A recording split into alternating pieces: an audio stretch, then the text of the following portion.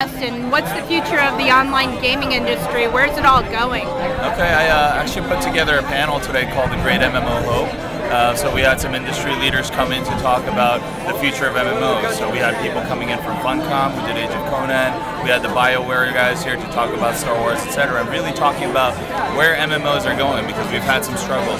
Blizzard's World of Warcraft has been amazing, but I think there have been some misses in the industry. So is there a future here, or was it really the great MMO hype?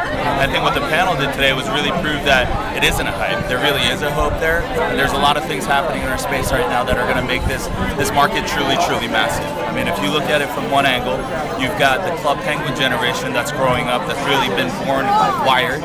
Left hand on the keyboard, right hand on the mouse, they're growing up. But it's something that the market never expected were these social games that are basically bringing in players that never got picked up on gaming's evolution, but met their friends online and decided that they wanted to play this game of catch. And that's evolving, and they're becoming more and more competent gamers, and I feel like there's going to be something there where it comes together, and games are going to, this market is just going to explode. Well, who is the core customer for the MMO game? Who do you see it as being?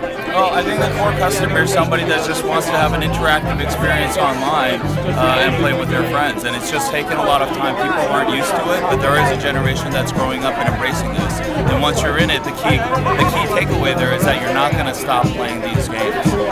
So, I mean, when you look at our business in Asia, we started back in 1994 and created the world's first graphic MMORPG back in 1995. But when it truly got massive was when we moved away from subscription, made all the games free to play, and came out with games like Part Rider and Maple Story that have been played by more than a third of the South Korean population, verified by Social Security number, and that's pretty massive. So this is spread already all over Asia. China's become a huge market, and it's starting to pick up here in the States. What is the lifetime of one of the MMO games? How long do people play it? Because World of Warcraft has been going on for a long time now, and it doesn't seem to be losing any interest. Right. I mean, it's a service-based business, so it isn't just about going through the content and burning it. We kind of equate it to the difference between us and console games, is console games are more kind of like big movies. And our business is like episodic TV, so we keep coming out with stuff and people keep hanging around, and we hope to keep them for a very long time. You know, people play for years. We came out with Maple Story in the States back in 2005, and we still have tons of players that are still playing it.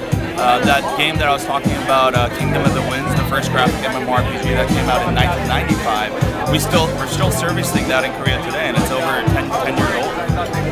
And how long does it take to create one of these MMO games? It really depends. It can be lighter, it can be bigger. Some people take 4 or 5 years. You know, some of our games take maybe roughly a year and a half to come into like an alpha or beta. So it really depends on the size of it. But I think the key there is to say, you know, when is the game complete? And it's really hard to say, let's come out with a game that's 30% complete.